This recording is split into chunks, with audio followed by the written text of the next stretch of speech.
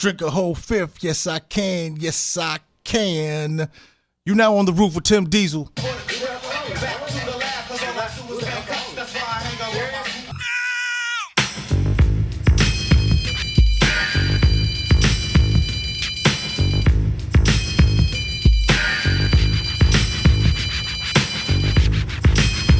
Alkaholiks got the beats that'll make you say.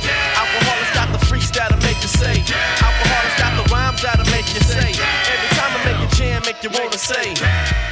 Me and Franchise been friends for a while, and he reached out to me recently. He's heard a couple of my shows and was like, "Yo, like, you should do a Liquid Crew mix." And you know, I hit him back and I was like, "You should do a Liquid Crew mix." I was really inspired basically after listening to Tim's show on the roof, just because he's set up several mixes in the past that were tribute mixes, the Grand Poobah, Leaders of the New School, and I felt like he was really shining light on some golden era artists that people kind of tend to forget or tend to underappreciate, to be quite honest.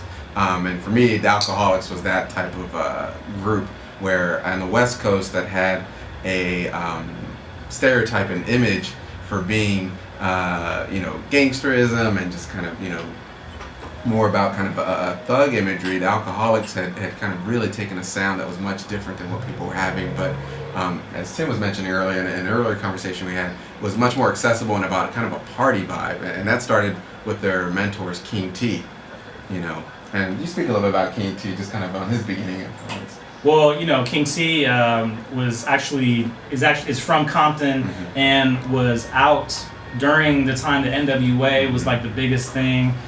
Same thing with DJ Quick and Compton's Most Wanted. But you talk about someone who was overlooked and had party jams and like just dope records, definitely King T. Aside from his own work that he put out, putting on the Alkaholiks, who in turn put on Exhibit, who in turn gave MTV Pimp My Ride. No, I'm playing that. Another thing, there would be no Madlib and all the crazy stuff that people dig. That, I mean, he got his start with the Alkaholiks too. Mm-hmm. Early production on their first couple albums, Alkaholiks put on Loop Pack, Madlib. That started that whole thing right there. Personally, I'm a fan of their first track off of the Coast to Coast album, WLIX.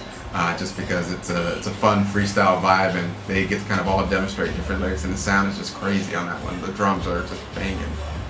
Not only that on that song, but where else are you gonna hear Madlib and J-Ro go back to back trading verses? Mm-hmm. That's some crazy stuff. I mean, Next Level, definitely, that's a really hot song. The video's cool too.